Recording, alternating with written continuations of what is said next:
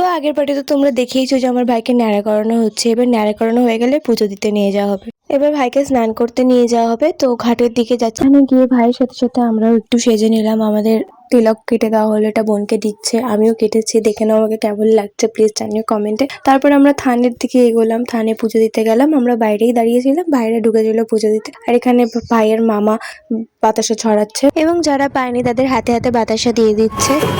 আমার এই ব্যান্ড পার্টির আওয়াজটা খুবই ভালো লাগে।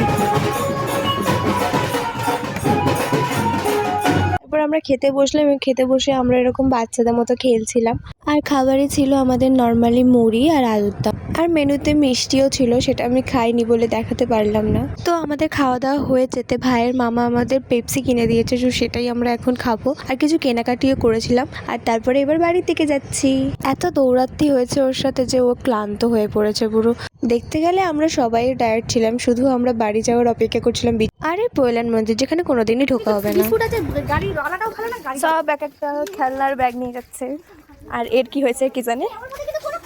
আর এরা খেলনার ব্যাগ নিয়ে দৌড়ে দৌড়ে কেন যাচ্ছে জানি না, মনে হয় পটি পেয়েছে। আমাদের বড় গাছের স্টোরি এখানেই এন্ড হলো। দেখা হবে নেক্সট ব্লগে। টাটা।